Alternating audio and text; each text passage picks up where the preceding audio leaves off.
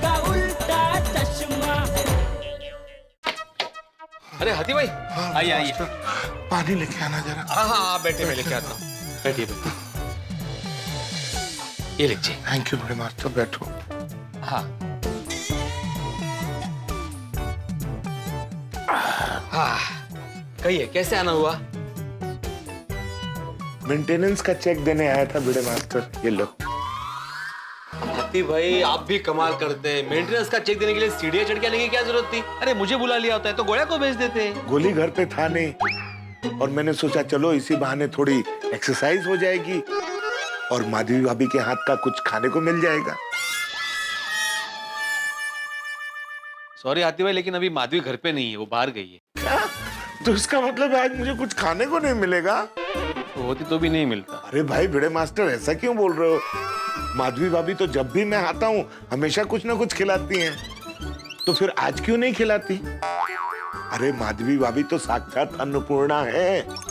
उनके हाथों की कोथंबीर बड़ी, मिसल, पूरम पूरी, इन चीजों का तो जवाब ही नहीं है।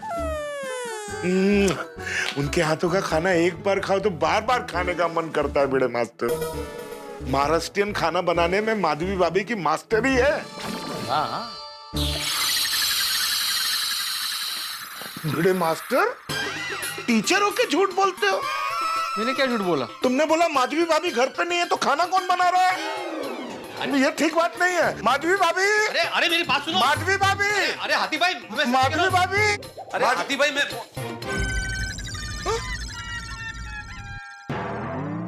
बड़े मास्टर, मैंने बोला था कि माधवी बाहर गई है। किचन की ये हालत किसने की? वो मैं खाना बना रहा हूँ। खाना तो माधवी भाभी बनाती है ना, कि वो भी तुम? नहीं नहीं, खाना माधवी बनाती है, लेकिन आज वो बाहर गई है होटल में खाना खाने के लिए।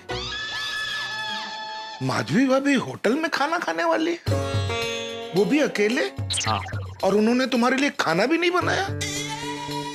बड़े मास्टर, बात मुझे कुछ समझ में नहीं आ रही। सच सच बताओ क्या बात है? नहीं नहीं, ऐसी कुछ खास बात नहीं आती भाई। देखो बड़े मास्टर, मुझे लगता है कि तुम्हारे और माधवी भाभी के बीच कुछ हुआ है। नहीं नहीं, हमारे बीच कोई झगड़ा नहीं हुआ है। झगड़े की तो मैंने बात ही नहीं की। देखो बड़े मास्टर, मैं भी एक शादीशुदा आदमी हूँ और बहुत सारी बातें बिना कहे मैं समझ जाता हूँ। देखो बड़े मास्टर, हम गोकुल धाम वासी हमेशा सुख दुख में एक दूसरे का साथ देते हैं, इसलिए तुम मुझे सच सच बताओ बात क्या है, तुम्हें मेरी दोस्ती की कसम। हाथी भाई, हमारे बीच थोड़ा सा झगड़ा हुआ है। मुझे पता ही था। अब सच सच बताओ झगड़ा क्यों हुआ? वो क्या हुआ? क्या बताऊं पिड़ू, वो रोशन को मेरी हर बात से प्रॉब्लम है। मैंने एक गाल दास और सवेरे सवेरे बंदे को चाय चाहिए कि नहीं चाहिए? तेरी बात सही है सोडी। रोशन भाभी जाऊ देना, इन लोगों से बहस करना बेकार ही है। हम औरतों को ही जिंदगी भर पतियों को एडजस्ट करते रहना है, बाकी कहीं नहीं। और माधवी, तुम जब खाना बनाती हो तो कभी कभी खाने में नमक ज्यादा होता है, कभी मिर्ची ज्यादा होती है, तो भी मैं जैसे तैसे खा ही लेता हूँ ना। मतलब आप ये कहना चाहते हैं कि मैं खाना खराब बनाती हूँ? हाँ, छान है। ओ एक मिनट, शुरुआत तुमने की थी माधवी। मैंने नहीं, आपने शुरुआत की थी। एडजस्टमेंट नहीं कर सकता मैंने। हाँ तो बराबर बोला था मैंने। सुबह की चाय के साथ कोई एडजस्टमेंट नहीं हो सकता। इतनी छोटी सी एडजस्टमेंट नहीं कर सकते हैं आप? करता हूँ मैं एडजस्ट। कल सुबह से चाय नाश्ता देने की कोई जरूरत नहीं है। सुबह 10 बजे तक सोती रहना। Thank you. बस यही कारण था।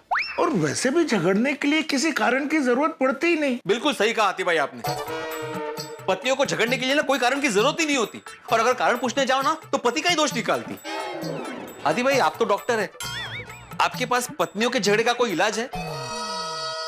पत्नियों के झगड़े का इलाज? हाँ, मतलब ऐसी कोई दवाई नहीं है जिससे खाने के बाद पत्नी आग की ज्वाला की तरह भड़कने के बजाय एसी की तरह एकदम कूल हो जाए? पत्नी एसी की तरह कूल हो जाए, ऐसी एक दवा है मेरे पास। अरे वाह, कौन सी? बता तो दो बड़े मास्टर, लेकिन मुझे नहीं लगता तुम इस दवाई का ठीक से इस्तेमाल कर पाओगे। दिन में 3 बार ये डोज पत्नियों को देना बहुत जरूरी है, सुबह, दोपहर और शाम। अरे हाथी भाई, 3 बार क्या, आप कहो तो मैं 5 बार डोज दूंगा। आप दवाई का नाम तो बताओ। अगर तुम वैसा कर सके तो तुम्हारी सारी परेशानी यूं दूर हो जाएगी। हाथी भाई, मैं करूंगा, बिल्कुल करूंगा। अभी आप सस्पेंस फिल्मों की तरह ना सस्पेंस मत बढ़ाइए, जल्दी से नाम बताइए दवाई का। अभी लिख के देता हूँ, आओ।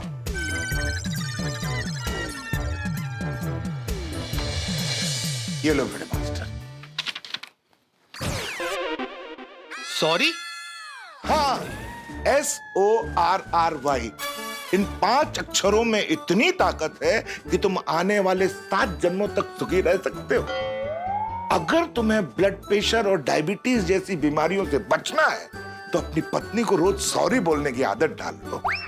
पत्नी की हर बात में हाँ से हाँ मिलाओ। यही कलयुग में सुखी होने का नुस्खा है। याला काय अर्थ है आती भाई? बहुत गहरा अर्थ है बड़े मास्टर। अगर अनर्थ से बचना है तो ध्यान रखो, सबकी मैरिड लाइफ में ऐसा चलता रहता है। अगर पत्नी को खुश रखना हो तो हमें थोड़ा झुकना पड़ता है। पत्नी को सॉरी कह देने से बात खत्म, वो इसी की तरह बिल्कुल कूल हो जाएगी। आती भाई इतनी आसानी से पत्नियों को सॉरी बोलने लगे ना तो वो सर पे पापड़ बेलेगी, पापड़।